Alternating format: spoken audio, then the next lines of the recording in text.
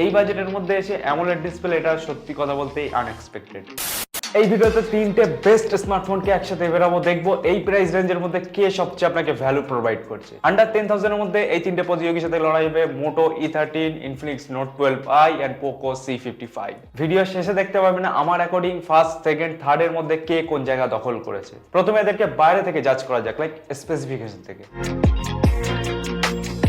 মোটো E13 এ আপনি একটা 6.5 ইঞ্চির HD প্লাস ডিসপ্লে পাবেন, যার রেজোলিউশন 720x1600, আর এতে 4GB RAM, 64GB internal memory রয়েছে। অলদো এতে একটা 2GB ভেরিয়েন্ট রয়েছে, সেটার বিষয়ে আমি কথা বলছি না এই ভিডিওতে। আর এখানে স্টোরেজ টাইপ eMMC 5.1 পাচ্ছেন। ক্যামেরা সেকশনে আপনি একটা সিঙ্গেল ক্যামেরা পেয়ে যাচ্ছেন 13 মেগাপিক্সেলের সাথে একটা LED ফ্ল্যাশ। তার সাথে যে ফ্রন্ট ক্যামেরা রয়েছে 5 মেগাপিক্সেলের। প্রসেসর হিসেবে থাকছে ইউনিসক T606 প্রসেসর, যেটা একটা 12nm ফেব্রিকেশনে তৈরি। সাথে dual band wifi, 5000 mAh battery and 10 ওয়াটের একটা চার্জার পেয়ে যাচ্ছেন বক্সে। প্রাইস 7,999।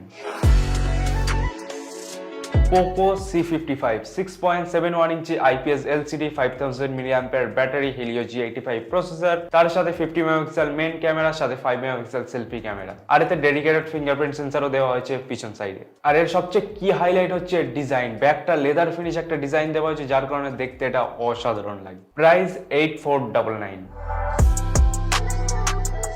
Infinix নোট 12i, যেখানে আপনি 6.7 ইঞ্চির একটা FHD প্লাস IPS না AMOLED ডিসপ্লে পাচ্ছেন, যার পিক ব্রাইটনেস 1000 নিটস পর্যন্ত যায়। সাথে 50 মেগাপিক্সেল ট্রিপল রেয়ার ক্যামেরা, সাথে 8 megapixel selfie camera, 4GB RAM, 64GB ROM, সাথে এতেও আপনি Helio G85 প্রসেসর পেয়ে যাচ্ছেন। তার সাথে 5000 mAh ব্যাটারি, বক্সে আপনি 33 ওয়াটের একটা ফাস্ট চার্জার পেয়ে যাচ্ছেন। প্রাইস 9,999। এই তো গেল এদের কি স্পেসিফিকেশন। এখন যদি আপনি এদের ডিজাইন এন্ড বিল্ড কোয়ালিটির দিকে দেখে থাকেন, তো তিনটে স্মার্টফোনই প্লাস্টিক বিল্ড, কিন্তু পোকোতে একটা ব্যাকে লেদার ফিনিশ দেওয়া হয়েছে, যেটা দেখতে একটু মডার্ন টাইপের ফিল দেয়। বাট ডিজাইন একটা সাবজেক্টিভ জিনিস, সবার ডিফারেন্ট চয়েস হতে পারে। বাট আমার অ্যাকর্ডিং মোটো E13 এর ডিজাইনটা আমার অতটাও ভালো লাগেনি। অন্যদিকে ইনফিনিক্স আর পোকোর ডিজাইনটা দেখতে একটু এক্সপেন্সিভ মোবাইলের ফিল দেয়। তাই বলে এই না যে মোটোরোলাকে দেখতে একেবারেই খারাপ, বাট এদের থেকে তুলনামূলক কম। জেনারেলি এই প্রাইসের মধ্যে যারা স্মার্টফোন কিনে থাকে, মানে আন্ডার 10,000 এর মধ্যে, তারা কিন্তু এন্টারটেইনমেন্টের দিকে বেশি প্রায়োরিটি থাকে তাদের, মানে ডিসপ্লে কোয়ালিটি। মোটোরোলা আর পোকোতে আপনি 720p একটা ডিসপ্লে পাচ্ছেন, যেটা IPS LCD। অন্যদিকে ইনফিনিক্সে আপনি একটা 1080p ডিসপ্লে পাচ্ছেন, যেটা অ্যামোলেড একটা ডিসপ্লে। এই বাজেটের মধ্যে এসে অ্যামোলেড ডিসপ্লে, এটা সত্যি কথা বলতেই আনএক্সপেক্টেড। তবে ডিসপ্লে সেকশনে এসে মোটোরোলা ও পোকোর থেকে Infinix much better display quality দিচ্ছে।